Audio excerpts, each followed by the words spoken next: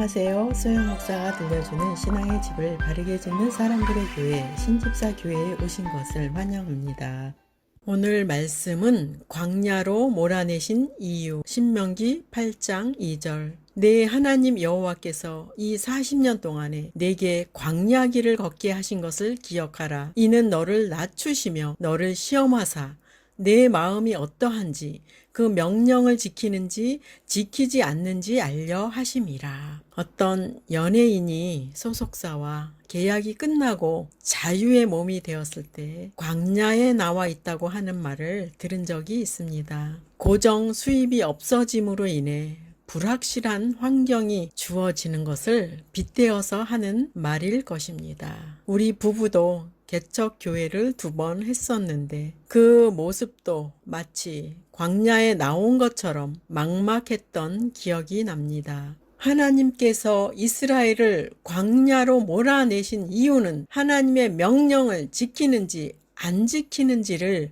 시험을 받는 장소였다고 말씀합니다. 첫 번째, 광야에는 아무것도 없었습니다. 취업할 곳도 없었고 농지도 없었고 과일나무도 없었고 시냇물도 없었습니다. 또한 물건을 살 수 있는 시장도 없었고 동식물도 구할 수 없었고 의복을 구할 수도 없었습니다. 그러나 하나님께서는 이스라엘 백성들 스스로 찾고 해결하라고 말씀하지 않으셨습니다. 그들에게 원하셨던 것은 단지 하나님 말씀에 순종하기를 원하셨습니다. 이스라엘 백성은 먹을 것이 없고 마실 물이 없을 때마다 불평을 하였습니다. 그들은 모세를 통하여 하나님의 도움을 구하면 받을 수 있었는데도 불평을 반복합니다. 죄인된 인간의 습성과 기질인 것 같습니다.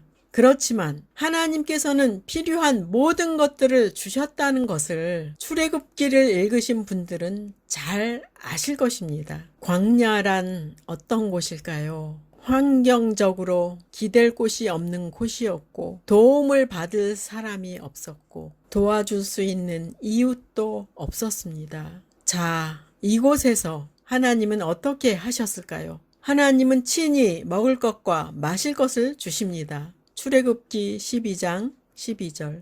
내가 이스라엘 자손의 원망함을 들었노라. 그들에게 말하여 이르기를 너희가 해질 때에는 고기를 먹고 아침에는 떡으로 배부르리니 내가 여호와 너희의 하나님인 줄 알리라 하라 하시니라. 하나님께서는 친히 마실 물을 주시고 만나와 메추라기로 이스라엘 백성이 먹고 살게 하셨습니다. 하나님께서는 아무것도 없는 광야에서 친히 그들을 먹이시고 마실 물을 공급하셨습니다. 여러분 중에도 광야와 같은 어려움을 겪고 있는 분들이 계신 줄 압니다. 환경적으로 아무것도 없고 의지할 곳이 차단되어 막막한 가운데 있다면 천국에 계신 하나님을 바라보라는 뜻으로 알아야 할 것입니다. 신앙의 사람들이 이런 말을 하는 것을 들은 적이 있습니다. 사방이 막혀 있습니까? 그렇다면 하늘은 열려 있습니다. 맞는 말입니다. 사람은 조금만 기댈 곳이 있으면 그곳에 마음이 가고 또 그것을 의지하려고 합니다. 사방이 막혀 있어도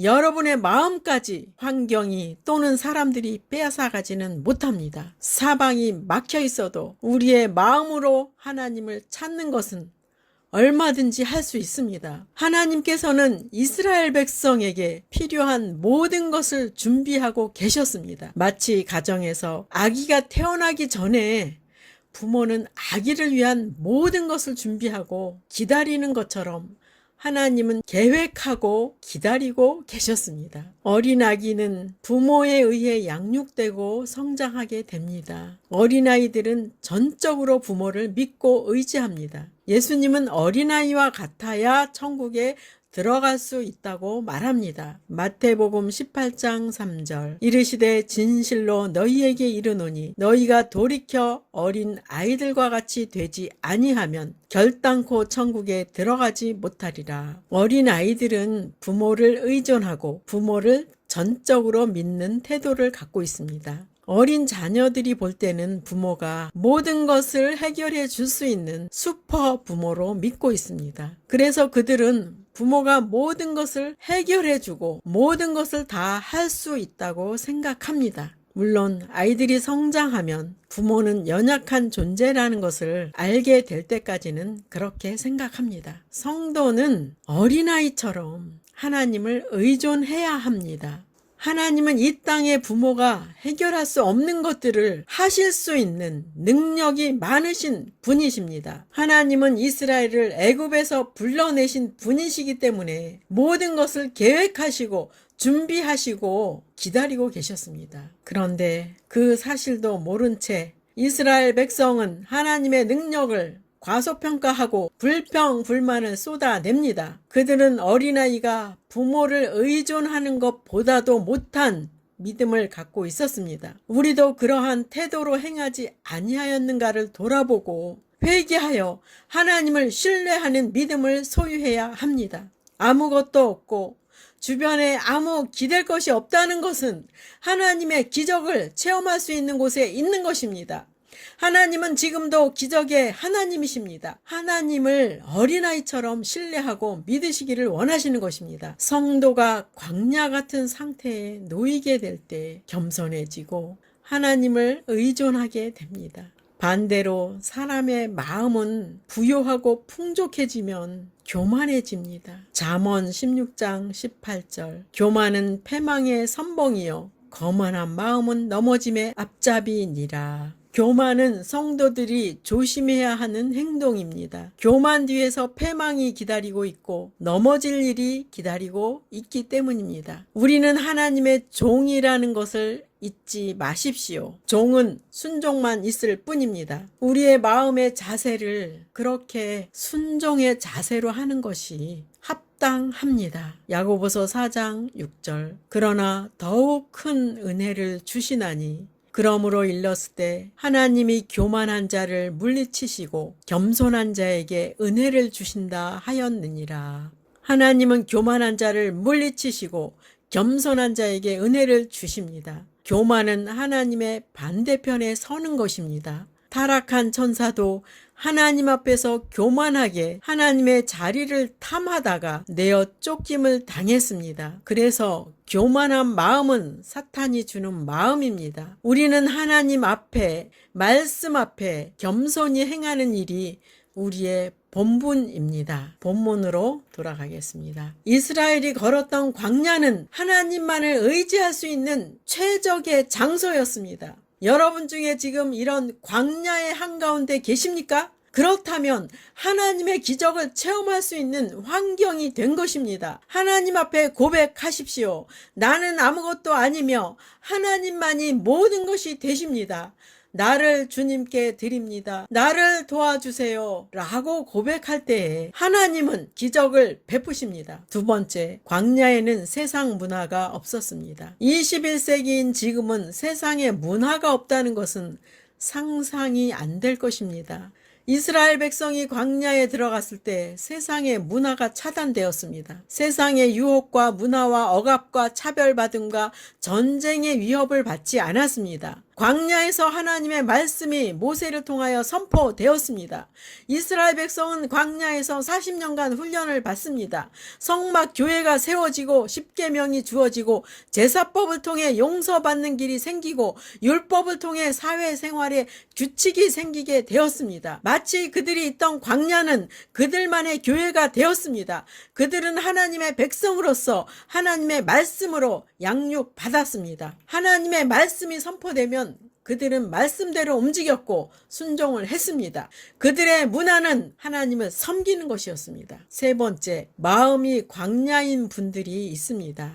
기댈 것이 전혀 없고 도와줄 사람이 없고 환경이 막혀있는 분이 있다면 광야의 마음 상태입니다. 또한 나를 사랑해주는 사람이 전혀 없는 것 같이 외로움에 처해 있는 분들이 계십니까? 이러한 광야의 환경 속에 있다면 하나님의 기적을 체험할 때가 된 것입니다. 육적인 것에 기댈 데가 없고 육적인 것에서 아무 기쁨도 얻을 곳이 없는 상태인 분들은 너무 낙심하지 않기를 바랍니다. 오히려 이 상태가 하나님의 영인 성령님을 마음에서 실제로 경험할 수 있는 좋은 환경이 된 것입니다. 육의 세상에서 돌이켜서 영의 세계인 거룩하신 성령님과의 교제로 들어가는 길이 있습니다. 오히려 성령님과의 교제 속에 사는 것이 심령 천국을 누리는 삶으로 들어가게 됩니다. 그리고 그런 성도는 세상의 환난과 위험이 올지라도 요동치 않는 안식의 마음을 유지하게 됩니다.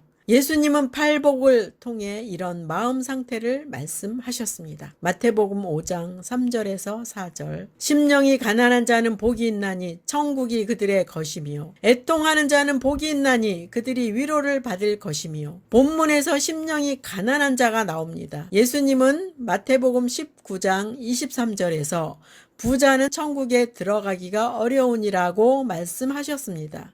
두 내용이 부딪히지는 않습니다. 육신적으로 부자는 하나님께 간절한 기도를 하지 않을 것입니다. 하나님께서는 우리의 심령을 가난하게 만들기 위하여 육신적으로 가진 것들을 흩으실 때가 있습니다. 또는 모든 것을 다 가지고 있을지라도 심령에 만족을 느끼지 못해서 갈급한 심령도 있습니다. 이 두 가지가 외적인 것을 포기하는 마음 상태가 되는 것입니다. 사람은 보이는 것이 부요하고 만족하면 하나님을 찾지도 의지하지도 않습니다. 고린도후서 4장 16절. 그러므로 우리가 낙심하지 아니하노니 우리의 겉사람은 낡아지나 우리의 속사람은 날로 새로워지도다. 하나님은 바로 우리의 속사람을 날로 새롭게 하기 위해서 겉사람에 속한 것들을 절망하게 하여 하나님으로 살게 하십니다. 속사람의 기쁨을 이미 살고 있는 성도는 더 이상 겉사람의 삶을 원하지 않을 것입니다. 정욕에 속한 이기적인 겉사람의 삶은 만족이 없기 때문입니다.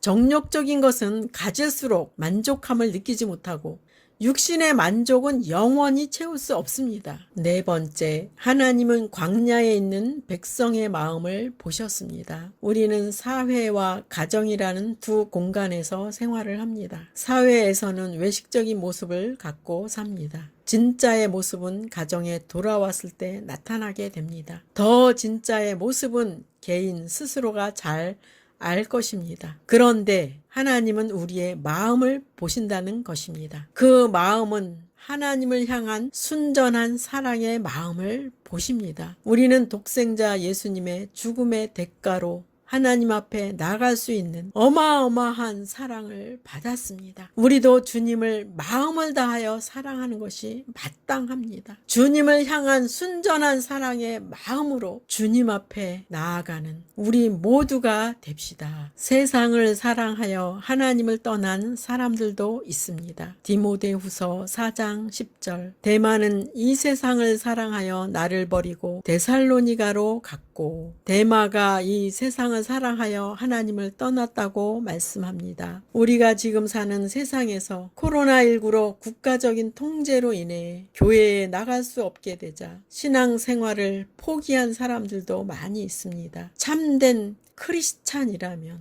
교회에 나갈 수 없게 통제당할 때 어떻게 해야 될까요? 유대인들은 예배드리던 성전은 부서지고 이방에 사로잡혀 갔었습니다. 그들은 신앙을 지키기 위해 회당에 모여서 또는 가정에 모여서 하나님께 예배와 기도를 하였습니다. 포로로 사로잡혀 갔던 다니엘은 성전이 있는 방향으로 창문을 열고 하루에 3번씩 기도를 하며 신앙을 지켰습니다. 세상에서 사람과 환경을 통하여 집요하게 우리의 예배와 기도 생활이 통제당할 수 있다는 것을 우리는 코로나 전염병을 통하여 경험하였습니다.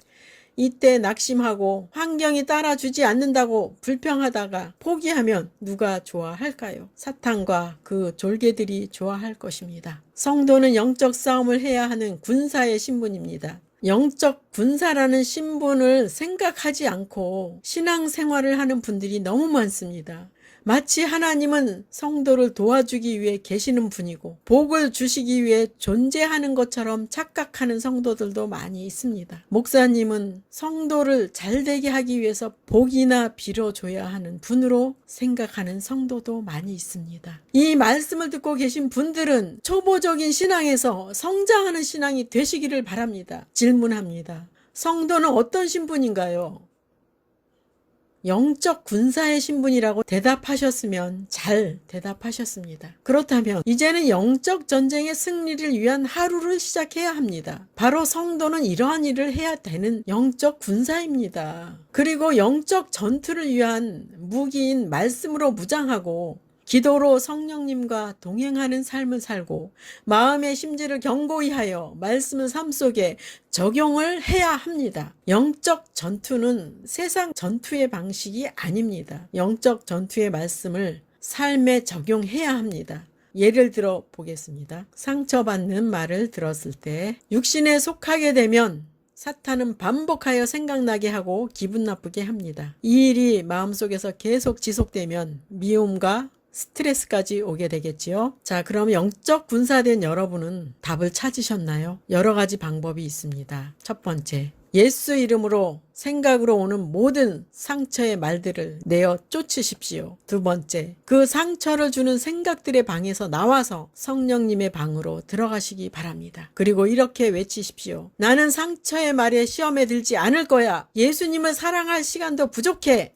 세 번째, 육신의 속성을 죽이고 영의 속성에 거하십시오. 성도는 바로 이렇게 말씀을 행하면서 영적 군사의 신분으로 사는 것입니다. 우리의 무기는 말씀입니다. 우리의 능력은 말씀을 행하는 것입니다. 성도라면 영적 군사로서 말씀을 대입해서 그 상처를 이겨낼 수 있는 것이 바로 영적 군사가 된 것입니다. 이제는 상처받는 말을 듣는다고 할지라도 여러분은 말씀으로 이기시기 바랍니다. 그리고 거룩한 하나님께 속하시기 바랍니다. 요한일서 2장 15절에서 16절. 이 세상이나 세상에 있는 것들을 사랑하지 말라. 누구든지 세상을 사랑하면 아버지의 사랑이 그 안에 있지 아니하니 이는 세상에 있는 모든 것이 육신의 정욕과 안목의 정욕과 이생의 자랑이니 다 아버지께로부터 온 것이 아니요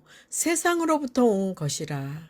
이 말씀을 통해서도 광야로 하나님께서 이스라엘 백성을 보내신 이유가 보일 것입니다. 우리를 유혹하는 것들이 세상에는 너무너무 많습니다. 지금은 그렇다고 피하여 갈 곳도 마땅치 않습니다. 지금은 온갖 세상 문화가 포화 상태입니다. 우리 스스로가 세상에 속하지 말고 하나님 아버지께 속하는 신앙을 유지해야 합니다. 힘들긴 합니다. 힘들지만 반복하여 하나님께 속한 것을 선택하는 것입니다. 그 모습이 영적 싸움을 하는 것입니다. 하나님의 군사로서의 영적 전쟁을 하는 것입니다. 이제는 군사로서의 삶을 받아들이고 영적 전쟁에서 승리의 전략을 스스로 세워야 합니다. 마음에 하나님 두기를 싫어하는 사람들이 있습니다. 로마서 1장 28절. 또한 그들이 마음에 하나님 두기를 싫어하매 하나님께서 그들을 그 상실한 마음대로 내버려 두사 합당하지 못한 일을 하게 하셨으니. 불신자의 특징은 하나님을 마음에서부터 싫어합니다. 기독교인을 무척 싫어하고 비방을 합니다. 사탄에게 속한 육체의 본성은 하나님을 아주 싫어합니다. 예수님을 알지 못할 때는 당연히 그렇습니다. 진리이신 하나님을 마음에 모시지 않게 하는 이단들을 조심하십시오. 하나님의 자리에 사람이 앉아서 자신을 하나님이라고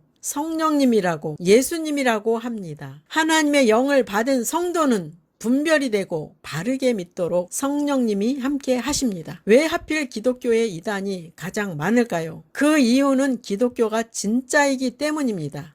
진짜가 있는 곳에는 짝퉁이 있기 마련입니다. 그 짝퉁을 분별하는 것은 진짜이신 성령님이 함께 하시면 분별이 됩니다. 하나님을 믿는 것은 그 사람에게 성령님이 찾아오셨기 때문에 믿게 되는 것입니다. 믿는 여러분에게 천지를 창조하신 분이 여러분을 찾아오셨기에 지금 성도가 된 것입니다. 할렐루야. 삼위 하나님께 영광을 돌려드립니다. 하나님께서 원하시는 마음이란 무엇일까요? 하나님께서 원하시는 것은 우리의 마음입니다. 그런데 우리의 마음을 빼앗아가려고 유혹하는 것들이 세상에 너무 많네요. 어찌할 수 없는 이 마음을 주님께 맡긴 채로. 찬송가 217장을 통해 주시는 하나님의 음성을 들으시기 바랍니다. 찬송 1절만. 하나님이 말씀하시기를 내 마음을 나에게 바치어라. 너 어디 있든지 날 섬기며 기쁘게 날 항상 의지하라. 바치어라 내 마음을 주께서 나에게 이르시네. 캄캄한 죄에서 불러내신 주께서 늘 인도하시리라. 그래서 영적 전쟁 장소가 마음입니다. 여러분의 마음의 깃발을 예수님이 꽂으시게 해야 합니다. 육신의 생각이나 세상적인 것이 마음을 차지하게 한다면 사탄에게 깃발을 꽂게 허락한 것이 됩니다. 잠언 23장 26절. 내 아들아 내 마음을 내게 주며 내 눈으로 내 길을 즐거워할지어다. 하나님은 우리의 마음을 원하십니다. 우리의 눈도 마음에 계신 하나님께 고정하기를 원하십니다. 성도들이여 마음을 하나님께 바치십시오. 잘 안 되더라도 주님 오시는 그날까지 우리는 마음을 하나님께 바치는 일을 지속해야 합니다. 마태복음 22장 37절. 예수께서 이르시되 내 마음을 다하고 목숨을 다하고 뜻을 다하여 주 너의 하나님을 사랑하라 하셨으니 하나님을 사랑하는 것이 쉬운 일이 아닙니다. 구원은 값없이 거저 받았지만 하나님을 사랑하는 것은 많은 노력이 필요합니다. 그 이유는 방해하는 사탄으로 인해 우리가 유혹을 받기 때문입니다. 사도 바울의 고백이 생각납니다. 고린도전서 15장 31절.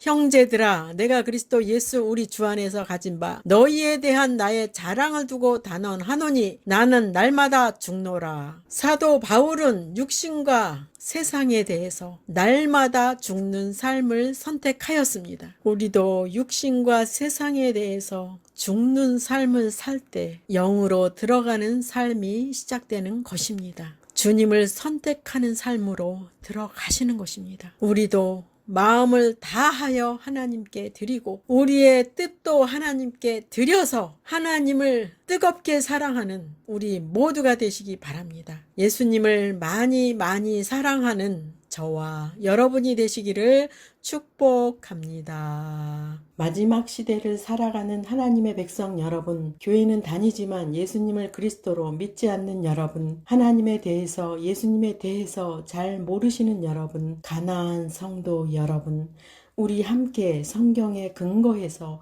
성령의 능력으로 신앙의 집을 말씀대로 바르게 건축하도록 합시다. 누구나 유튜브에서 신집사 교회를 구독하심으로 신집사 교회 사역에 동참할 수 있습니다.